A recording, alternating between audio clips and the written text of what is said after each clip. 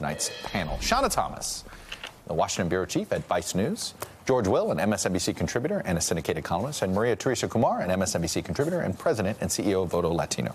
George, let me start with you. The president this morning says, stop it with immigration. And then he does this event in the afternoon, essentially saying, let's politicize it more, but let's not deal with the Well, first of all, they don't legislate in Congress anymore. As you know, they don't vote on things. Right. He was telling They're elected pundits, 535 of them. They're saying to stop doing something that you weren't going to do anyway.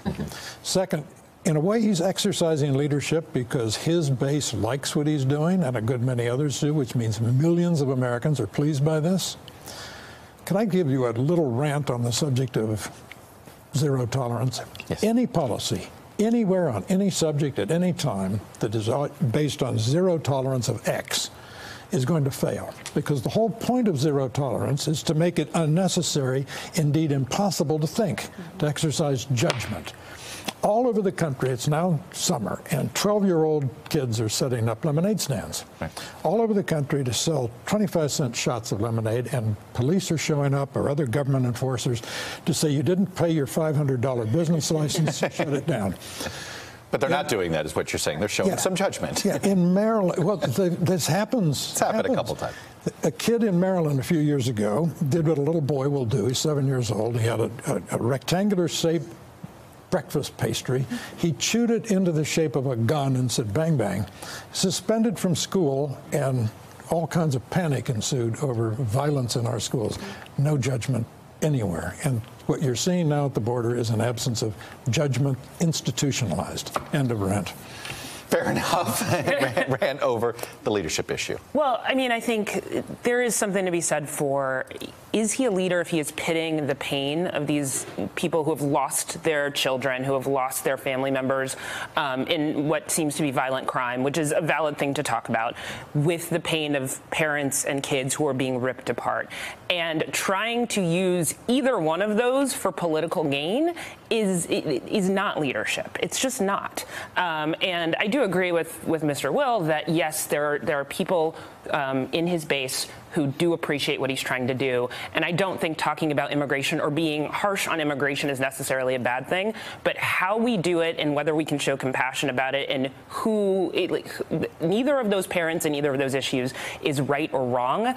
They both have valid concerns, but how you do this and what you say about it is actually very, very important. And become political pawns in this process. Well, and that's what he does. What President Trump does very well is actually create political pawns and make straw man arguments in order for him to advance his base. The reason that he's trying to politicize immigration, though, is because he realized that during the primary, they basically had nothing with the recent primaries. They were hoping that the tax reform was actually going to rally the base. It did not. Instead, they ran 14,000 ads of anti-immigrants, and that rallied the base most recently. So he recognizes that that is one of the only things, absent any other policy, that can actually fix an issue, that actually will bring out the base. The problem, though, is I was literally just at the border 2 days ago in McAllen. I witnessed a stream of vans coming in full of families, and then the vans would come back empty. It's chilling. The stories that you're hearing from inside the ground, on the ground, with a lot of grassroots organizers, where they're witnessing 20 children in a room crying themselves to sleep because they cannot be soothed. This is not who we are. This idea that he said, well, we're going to end my policy that I started. Let me ask this question. Should we be treating this as a refugee crisis? But it is a refugee crisis. It is that we have two different classes of people trying to come in right now. That's exactly right. There are those who are looking for economic improvement of their lives. Those are migrants. Right. Check. I'm glad. Yeah. Then there's people running in fear. Right. The Haitians were refugees where I grew up in Miami when they came over. They were escaping, fear. So. Is that part of the issue here? We're not classifying this correctly? He's not, but the challenge is that he's actually convoluted everything, and everybody's hair's on fire. I would say that we actually have three issues right now in this country. We have to solve the 11 million that have been living here for the last 10, 15 years in our shadows, get them out of the shadows, and have a conversation how we do that. Yes, we need border enforcement, but then we also have to have a strong conversation on future immigration flows. What's happening at the border is not dealing with future immigration flows. It's talking about refugees, families that are literally traversing 3 to 4 countries with their children, trying to save themselves. And George, the history of this country's asylum policy and refugee policy, the more you look at it, it's always been done under duress. we actually don't have a good policy because it's always been written under duress, the Hungarians, the Cubans, the Vietnamese. I mean, we can go on and on. You can make an argument that the default position of the United States from a moral point of view should be that someone from El Salvador or Guatemala or Honduras is presumptively a refugee, sure. not just someone seeking economic gain. Mm-hmm. Well, and but I think we can't think that this administration is actually going to do any kind of programs to help out in El Salvador or in Honduras or anything like that. Like, some of this has been dabbled with in previous administrations, but unless the United States is willing to go in and say, how can we help so that your people do not have to come further north, then this is not going to change. We're still going to have this problem. Right. Well, and when we talk about the immigration crisis, there actually is no crisis with net immigration. Since 2008, it's been net neutral. The people that are coming in right now are because they have root causes right now in Central America that we are not addressing. And I would like to remind the audience, it was an issue that we exported. The gangs that were created, they came out of Los Angeles. They were basically indoctrinated in Los Angeles. We shipped them off to countries that were vulnerable, that did not have the systems, and basically we helped create a criminal system that did not exist before. And if the president has a metabolic urge to build a wall, he should build it not on 1,700 miles across our southern border, but on the 500 miles on the Guatemala-Mexican border. Well, and this goes to, is the best way to get Mexico to help us out with this is to rip up NAFTA and beat the living daylights out of Mexico? I mean, I'm being facetious here, George, but his style. Democrats only want open borders. They love the criminals. Mexico doesn't care. They're just, well, if you keep treating them that way, maybe Mexico's going to say, yeah, go right ahead. Well, he's doing this in the midst of a pretty interesting election campaign in Mexico. Mm-hmm. And whoever wins that, and I think we know who's going to win it, Mr. Obrador, your guest is going to talk about this, is not going to have any debt owed. Indeed, he's going to have a mandate to be difficult to Mr. Trump. That's right. And Vice President Biden actually went down to Mexico, and they came up with an agreement after the first surge happened under President Obama in 2014. So there was an agreement. Those bets are all off because we are not engaging with our allies. And actually, how do we deal with international incidences? But the president continues to try to paint this as a criminal problem. I do want to put together. At any point, he continues to put this in just a crime issue. Take a listen, Shauna.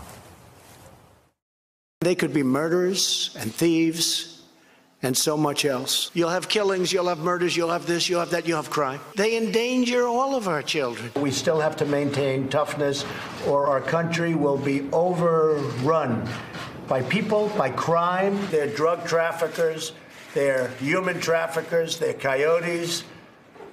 I mean, we're getting some real beauties. Look, you don't have to go far. Actually, you can go all the way into the beginning of our history.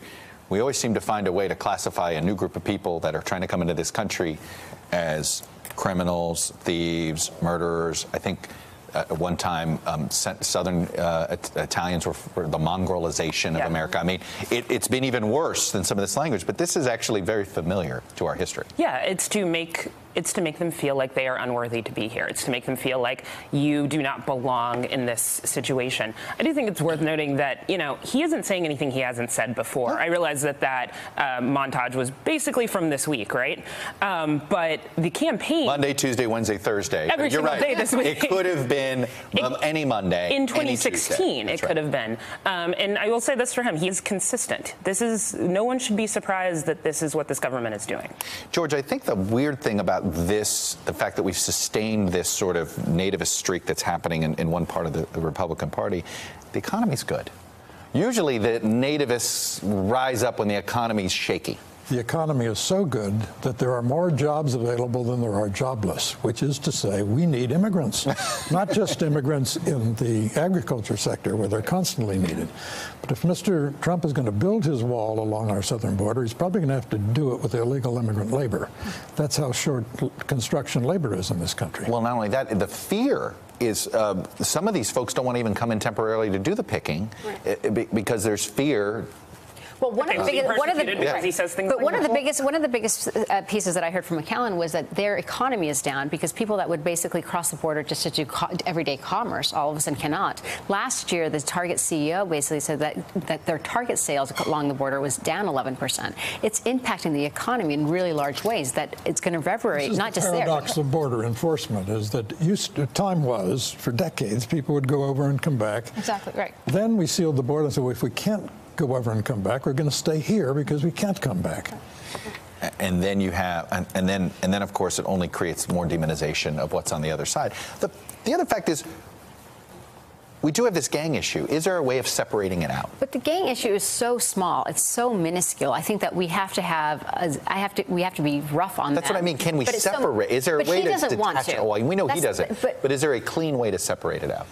I mean, I think there is, and I think that we have had those mechanisms. But I do have the reason that Trump started his campaign basically classifying Mexicans as criminals and as rapists is because he was basically singing the dog whistle. Latinos are the second largest group of Americans in this country. They're the ones that have the potential of having an incredible voting bloc. And he was basically singing a dog whistle all around to his neighbors saying, you know what, I know our country's changing really quickly. Most leaders would have said, yes, our country's changing really quickly. Let's actually embrace it and let's actually prepare for that future. I do think we have to be careful with the gang issue and the MS-13 issue, just in that as media, if we seem to be pushing it aside in any way, because it is an important issue in some of these places. You talk to Pete King, you talk to people up in New York, they are worried. Well, you go to Annandale, Virginia, okay? I mean, this is not, it's not like a made-up problem, but it's also not part of the immigration issue. No, it's not part of the immigration issue, but we don't want to dismiss it because then we're the liberal media who's just dismissing it. Hello, YouTubers. If you're watching this, it means you've checked out our channel, so thank you. Now do me a favor, subscribe by clicking on that button down there. Click on any of the videos to watch the latest interviews and highlights from MTP Daily and MSNBC. You can get more Beat the Press content every morning in the First Read newsletter. If you're tired of content that you don't know anything about where it came from, you don't have to have that problem with us. NBC News, MSNBC, MTP, and the Meet the Press mindset right here for you on YouTube. Subscribe now.